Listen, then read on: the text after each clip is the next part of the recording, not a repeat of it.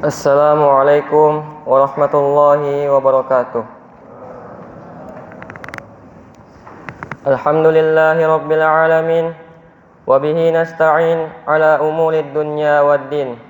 Wassalatu wassalamu ala ashrafil anbiya'i wal mursalin, nabiyina Muhammadin wa ala alihi wa ashabihi wa man tabi'ahum bi ihsanin ila yaumiddin. Amma ba'd. Ma'asyiral muslimin wal muslimat, rahimani wa rahimakumullah. Segala puji bagi Allah yang telah melimpahkan rahmat dan hidayahnya kepada kita semua, sehingga alhamdulillah kita masih bisa berkumpul di tempat yang mulia ini untuk sama-sama mengerjakan kewajiban kita, yaitu salat subuh secara berjamaah. Semoga seluruh amal ibadah kita senantiasa diterima oleh Allah Subhanahu wa taala dan dibalaskan dengan sebesar-besar pahala di sisinya.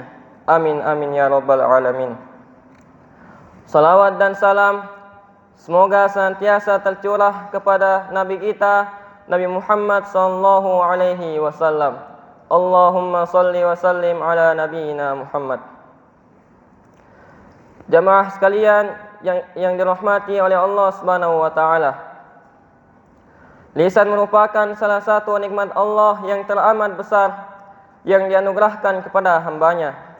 Bentuknya kecil, namun perannya begitu besar dan urgen dalam menopang kehidupan seorang hamba. Dengannya seseorang dapat berkomunikasi, dapat mengabarkan kepribadiannya yang luhur, menunjukkan kecerdasan, serta menunjukkan kesolehan dan ketakwaan. Demikian pula sebaliknya, dengan lisan seseorang dapat memperlihatkan keburukan akhlaknya dan kerendahan derajatnya. Perannya begitu besar hingga Allah Subhanahu wa taala menyebutkannya di dalam Al-Qur'an yang berbunyi, Alam naj'al lahu 'ainain wa lisanan wa syafatain wa hadainahun najdain. Yang artinya, bukankah kami telah memberikan kepadanya dua buah mata, lidah dan dua buah bibir, dan kami telah menunjukkan kepadanya dua jalan, yaitu jalan keburukan dan jalan kebaikan. Quran Surah Al-Balad ayat 8-10. Lisan adalah cerminan atas semua anggota tubuh. Jika dia lurus, maka niscaya semua anggota tubuh ikut lurus. Namun jika ia bengkok, maka bengkoklah semua anggota tubuh. Rasulullah sallallahu alaihi wasallam bersabda, "Idza asbaha ibnu Adam, fa innal a'dha'a kullaha tukaffirul lisan." Apabila anak cucu Adam memasuki waktu pagi hari, maka seluruh anggota badan tunduk kepada lisan. Fataqulu ittaqillaha fina fa innama nahnu bika. Seraya berkata, bertakwalah kepada Allah dalam menjaga hak-hak kami, karena kami mengikutimu. Fa in istaqamta istaqamna. Apabila kamu lurus, maka kami pun lurus. Wa in i'wajabta i'wajabna. Dan apabila kamu bengkok, maka kami pun bengkok. Hadis riwayat Imam At-Tirmidzi dan Imam Ahmad.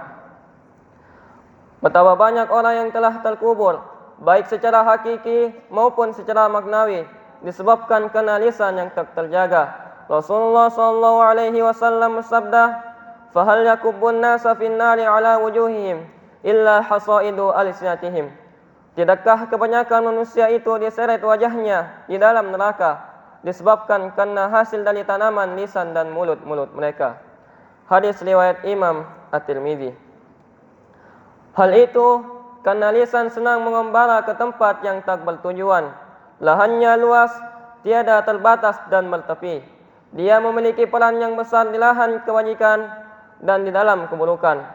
Maka barang siapa yang mengumbar lisannya dengan bebas dan tidak mau mengendalikannya, maka setan akan menggiringnya ke dalam suatu yang dia ucapkan, lalu menyeretnya ke jurang kehancuran dan selanjutnya jatuh dalam kebinasaan. Na'udzubillah min dzalik. Jamaah sekalian yang dirahmati oleh Allah Subhanahu wa taala.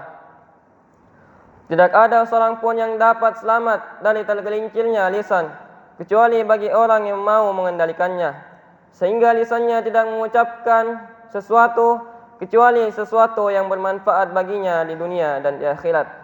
Ketika Aisyah radhiyallahu anha berkata kepada Nabi sallallahu alaihi wasallam, Cukuplah bagimu bahwa Sofiyah orangnya begini dan begini. Maksudnya tubuhnya pendek. Maka Rasulullah SAW bersabda kepada Aisyah, "Laqad qulti kalimatan law mujizat bima'il bahri lamazajathu." Engkau telah mengatakan suatu perkataan yang apabila dicampur dengan air laut, maka niscaya perkataan itu akan mengubahnya. Hadis riwayat Imam Abu Dawud. Rasulullah SAW bersabda, "Man kana yu'minu billahi wal yaumil akhir, falyakul khairan aw liyasmut." Barang siapa yang beriman kepada Allah dan hari akhir, maka hendaklah dia berkata baik atau diam. Hadis riwayat Imam Bukhari. Hadis ini sangat jelas mengajarkan kita bahwa menjaga lisan adalah bagian dari keimanan. Jika kita tidak mampu berkata yang baik, lebih baik kita diam, karena setiap perkataan akan dimintai pertanggungjawabannya oleh Allah Subhanahu wa taala kelak di hari kemudian. Imam Syafi'i pernah berkata, apabila seseorang ingin berbicara, maka hendaklah dia berpikir terlebih dahulu sebelum berbicara. Apabila maslahatnya telah jelas, maka hendaklah dia berbicara. Dan apabila dia ragu-ragu, maka janganlah dia berbicara hingga telah jelas maslahatnya. Beliau juga pernah berpesan kepada muridnya Ar-Rabi, "Wahai Ar-Rabi, janganlah engkau mengatakan suatu perkataan yang tidak penting bagimu. Karena apabila kamu berkata satu kata, maka dia akan memilikimu, sedangkan kamu tidak dapat memilikinya."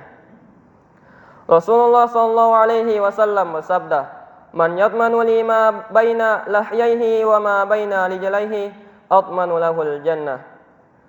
Yang artinya, barang siapa yang memberi jaminan kepadaku untuk menjaga kejahatan lisan yang berada di antara kedua tulang rahangnya, dan menjaga kejahatan kemaluan yang berada di antara kedua kakinya, maka niscaya aku akan memberikan jaminan surga kepadanya.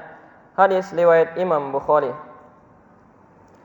Jamaah sekalian yang dirahmati oleh Allah Subhanahu wa taala, seorang mukmin yang hatinya senantiasa terpatri dengan Rabb-Nya tidak akan membiarkan lisannya malang melintang tanpa batas, karena dia sadar bahwa setiap perkataan akan dimintai pertanggungjawabannya oleh Allah Subhanahu wa taala kelak di hari kemudian. Berikut ini adalah rambu-rambu dalam menjaga lisan agar terhindar dari dampak negatif yang ditimbulkannya. Yang pertama adalah tidak berlebih-lebihan dalam berkata-kata. Yang kedua, menghindari kata-kata yang tidak berguna. Yang ketiga, menghindari kata-kata yang kotor. Yang keempat, tidak berkeluh kesah saat ditimpa musibah. Dan yang terakhir, tidak berdusta, menggunjing, adu domba dan sumpah palsu. Semoga kita semua senantiasa diberikan hidayah oleh Allah Subhanahu wa taala untuk menjaga lisan kita semua dan menjadikannya sumber kebaikan bagi diri kita dan bagi orang lain. Cukup sekian. Mudah-mudahan kita bisa mengambil manfaat dari apa yang kita dengarkan bersama. Barakallahu fikum wa jazakumullahu khairan. Wassalamualaikum warahmatullahi wabarakatuh.